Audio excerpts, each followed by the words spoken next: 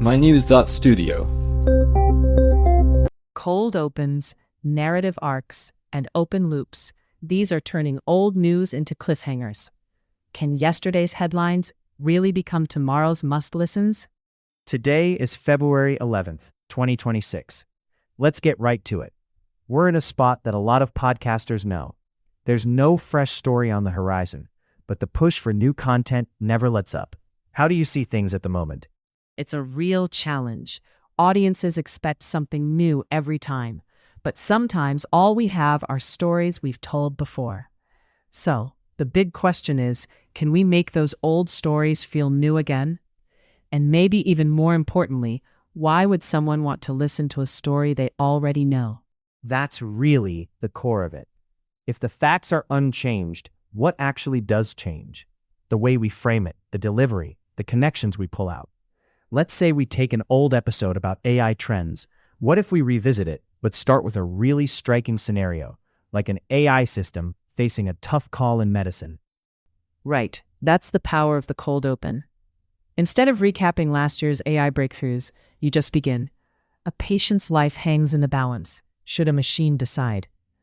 That gets attention straight away. Then you build an arc, lay out the context, introduce a twist, maybe new rules or a misdiagnosis, and wrap up with a fresh take or a what-if angle. So, we're not just giving information, we're actually rebuilding the story. How would this approach work with geopolitical stories, though? They can lose their edge fast. Geopolitical topics are actually great for callbacks. Imagine we covered the 2024 grain deal in Eastern Europe. Now, we could open a silent border crossing at midnight.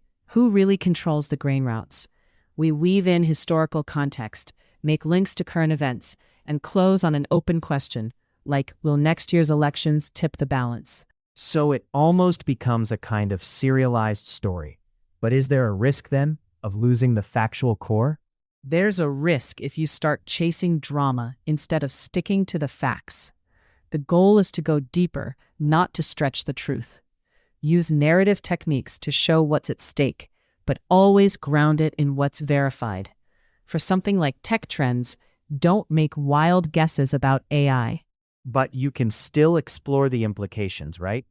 Like, what if this trend speeds up? How would that change jobs, privacy, or even global competition?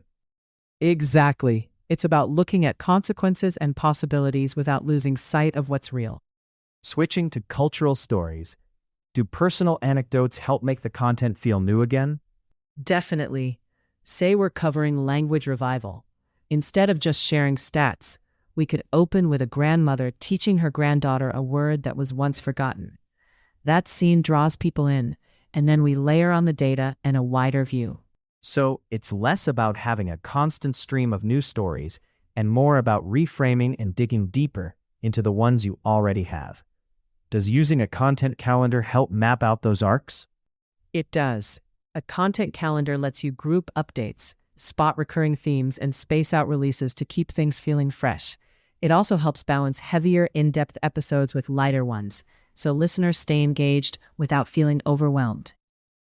And what about AI tools for editing scripts? Are they actually useful for staying relevant, or are they just a shortcut? They're useful as a tool, but not a substitute for real insight. AI can tidy up scripts and update references, but what sticks with listeners is the human touch, the perspective and voice behind the story. That's what makes it memorable. So to sum up, you don't actually need a steady flow of new stories. It's more about using narrative techniques, cold opens, strong arcs, foreshadowing, to turn what you already have into something that feels timely and urgent. That's exactly it. With good planning and a creative approach, even stories we've told before can become must-listens again.